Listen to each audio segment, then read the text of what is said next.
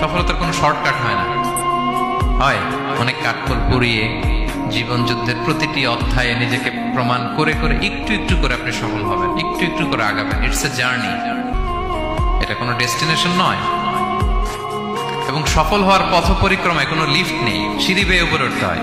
কি বেয়ে? কিন্তু আমরা সফল হতে চাই কিভাবে? ডাইরেক্ট 100 তলা, এই তো আমি সফল, উপরে সবার উপরে আমি, এইভাবে চাই সফলতাটা। সবার উপরে উঠে যাব, গোল্ড মেডেল গলায় পরাই দিবে, আমরা সাকসেসফুল না। সফলতার রাস্তায় কোনো লিফট থাকে না, কি দিয়ে উঠতে হয়? সিঁড়ি বেয়ে ঘাম জড়িয়ে উঠতে হয়। দেখেন, শুধু আলোর মুখ দেখার জন্য মায়ের পেটে আমাদের কত সময় লাগছে বলেন তো? জাস্ট একটু লাইট, হ্যাঁ, 9 মাস 10 মাস সময় লাগছে শুধু একটু আলো দেখবো আমরা। একটু আলোর মুখ দেখার জন্য আমার লাগছে 9 মাস। আর এখানে আমরা শর্টকাট খুঁজি, খালি কি খুঁজি? সফলতার কোনো শর্টকাট নেই। অল্প এফোর্টে যারা সফল হতে চায় এরা কোনোদিন সফল হয় না। ইউসুফ আলাইহিস সালামের জীবনীটা একটু খেয়াল করেন, একটু একটু করে তিনি সামনের দিকে গিয়েছেন এবং সবশেষে ইজিপ্টের ফিনান্স মিনিস্টার হয়েছেন।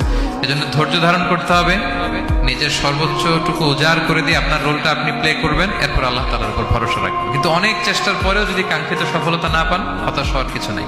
কারণ বিশ্বাসীর সফলতা শুধু দুনিয়াতে না, বিশ্বাসীদের সফলতা আখিরাত পর্যন্ত বিস্তৃত। ওইটা আসল সফলতা। ফামান যুহজিহা আনিন নারি ওয়া উদখিলাল জান্নাতা ফাকাদ ফাজ। যে জাহান্নাম থেকে মুক্তি পেল, জান্নাতের নিশ্চয়তা পেল, সেই সফল। আমরা যেন সেই সফলতার জন্য অপেক্ষা করি, আমরা যেন দুনিয়া আখিরাত উভয় জাহানে সফল হতে পারি। আল্লাহ তাআলা আমাদের সবাইকে কথাগুলো বোঝার ও আমল করার তৌফিক দান করুন। হাযা মা ইনদি ওয়াল ইলমু ইনদাল্লাহ আলাইহি তাওয়াক্কালতু ওয়া ইলাইহি উনীব। আসসালামু আলাইকুম ওয়া রাহমাতুল্লাহি